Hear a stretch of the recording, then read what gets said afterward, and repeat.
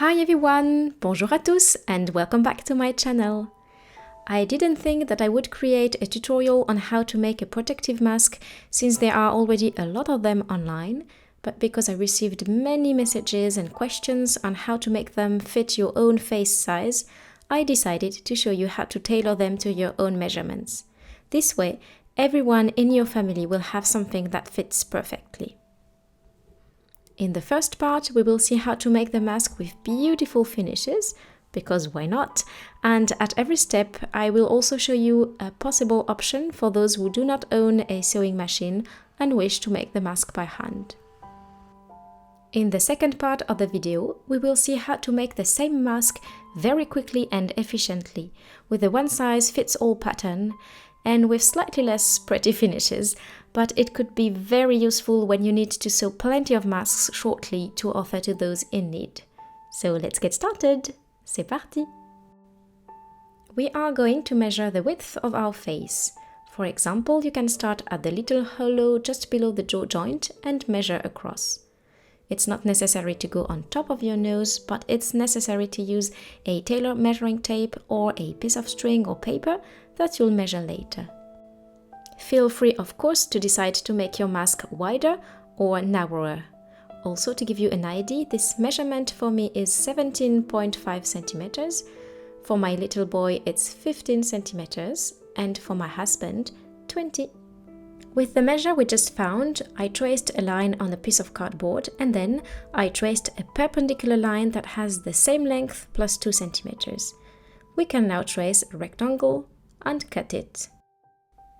For the fabric, I am using 2 layers of heavy cotton plus 1 layer of this one. Yes, there is a fox on this fabric, and that's because I did not have anything with cars or robots on hand. Hopefully my little boy will still like it and will want to wear it. I'll sew the same for me to encourage him. We'll see.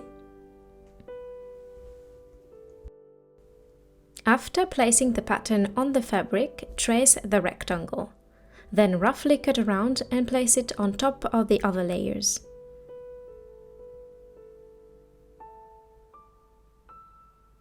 A few pins will hold them together, so we can cut the 3 layers as one.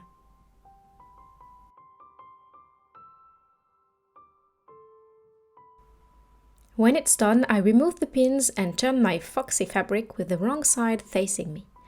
And if you are a beginner, don't hesitate to trace a line with a pencil or with tailor chalk at 1 centimeter from the edge to help you sew straight. We are going to sew both sides with a sewing machine or by hand. Let's start with the machine and then I'll show you how to do it by hand. Hold both threads and pull them slightly as you start sewing. A few back and forth stitches at the beginning and at the end will secure your seam.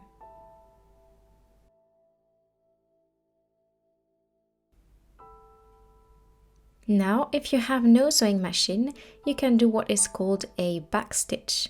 It is one of the most robust and strong hand stitch there is, and I will show you right now how to make it. So thread your needle, make a knot, and make a first stitch of about 3 to 4 millimeters. Then, to form the next stitch, I place my needle in the middle of the space created, and I make a stitch that has the same length as the first. For the following stitches, I start them where the previous one has ended. And voila! You just learned a precious skill, how to backstitch by hand. It is very useful. The shorter your stitch is, and the stronger the seam will be. Be it by hand or with a sewing machine, we have now stitched both sides and we are going to cut and trim the seam allowance. The technique is quite simple. First, I cut all 3 layers at 2 to 3 millimeters from the edge. Then I cut about another 2 millimeters out of the 2 top layers. And finally, at about 2 to 3 millimeters from the seam, I cut the first layer only. We will do the same operation to reduce the bulkiness on the other side, and then we can turn our mask inside out. Open your seam properly and press. Don't hesitate to use a lot of steam, we are working with cotton. Despite having 3 layers of fabric and therefore 6 at the seam, we have a nice and flat edge thanks to this useful technique. Now grab a piece of paper and fold it lengthwise to have a firm and straight edge. We will mark the width of our mask, trace and cut it so as to work on creating the pleats. We can use a ruler or just fold the paper to obtain 8 identical parts. Fold your paper once and mark the middle. Fold both halves and mark both middles. Now fold each quarter in half and you'll get 8 identical parts. Starting from the top, write A2 at the first mark. Trace a fold line at the second mark and then write A2 at the third. Starting from the bottom, it's the same, B2, fold line and B1. These marks will help us create our pleats by folding A1 on top of A2 and B1 on top of B2. So A1 on A2 and B1 on B2. Bravo! Now that we practiced and we know how it works, we can transfer the marks on both sides of the fabric. Use tailor chalk or a Sharpie, it doesn't matter as the marks won't be visible in the end. Create your pleats by folding the fabric the same way we just did and pin them temporarily. We are going to see how much elastic is needed now. But let's take a minute to admire the gorgeous box pleat we just made. Very comfy to fit our little noses in. Alright, back to work. You can measure the length of the elastic on yourself, starting again just below the jaw joint and turning around the ear.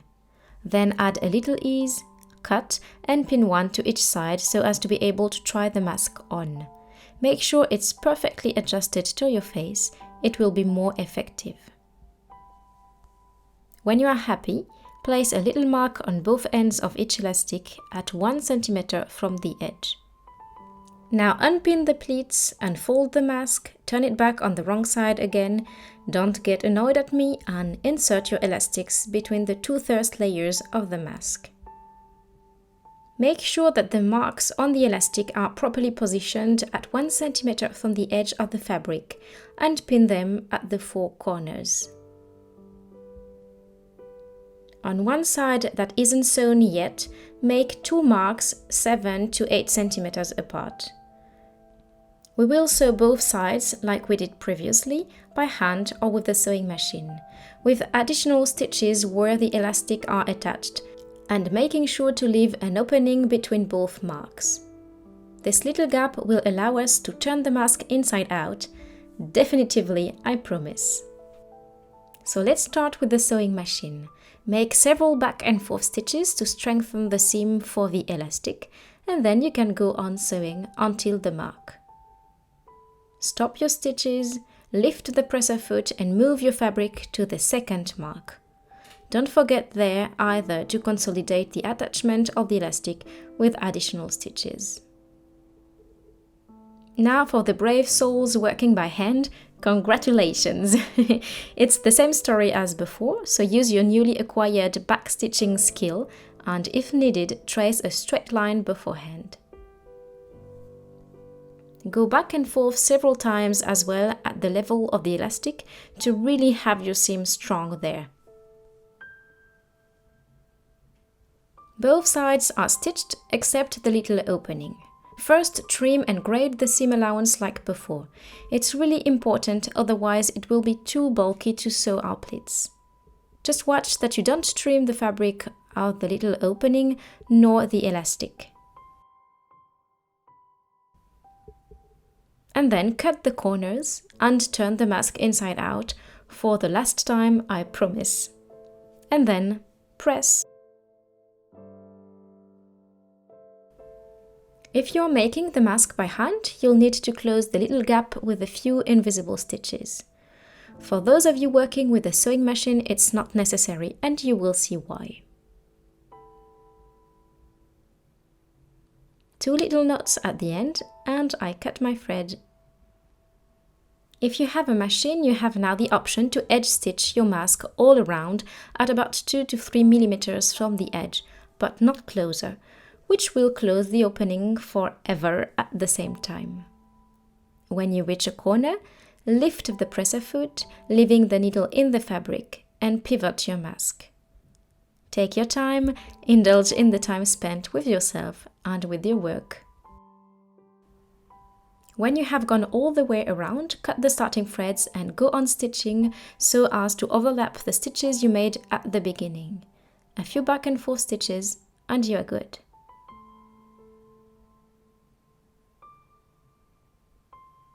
Now use pins so you won't leave any traces of pen on the fabric and mark the position of your pleats on both sides.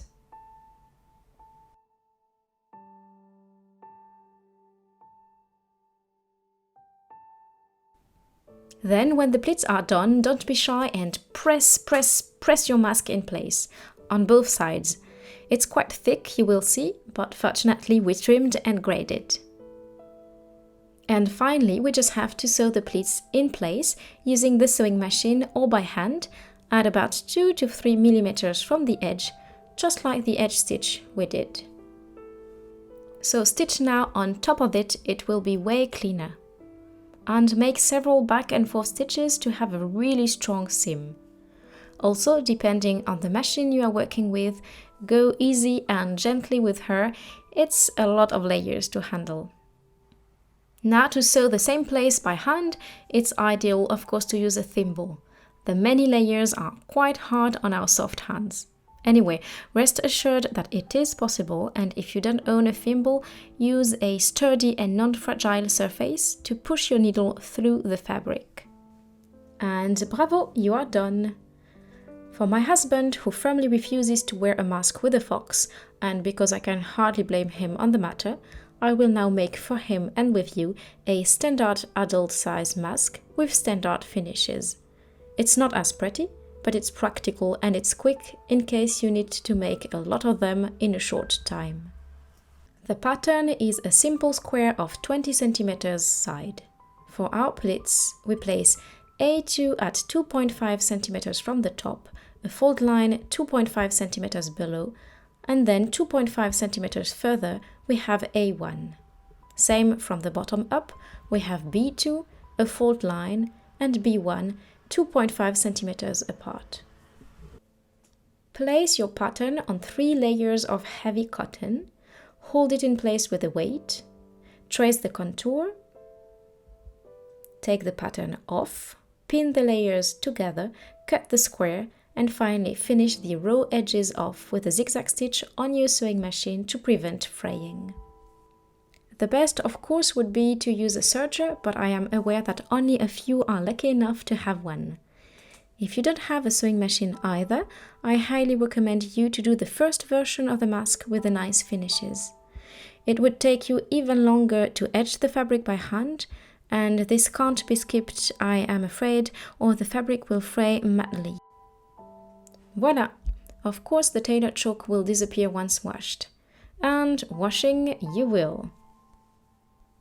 Using your pattern and tailor's chalk again, or pins, but no Sharpie here since it will remain visible, transfer the marks of the pleats on both sides of the fabric and pleat your mask. Press it on both sides, smile.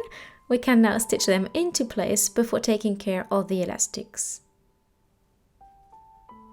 I will simply use the straight stitch on my sewing machine, but I'll go back and forth a few times to make sure it is strong enough. When it's done, we need to turn our mask on the box pleat side, the one that will be against our face, and fold both lengths at about 1 centimeter from the edge. You can either press or pin the fold in place before adding on each side an elastic of about 17 or 18 centimeters, or else 4 strings of about 35 centimeters to knot behind your head if you don't have any elastic. Finally, stitch the elastic and the fold at once, making sure to go back and forth several times where the elastic is attached. Again, I am just using a straight stitch on the sewing machine and I make my row at about 1 to 2 millimeters from the folded edge.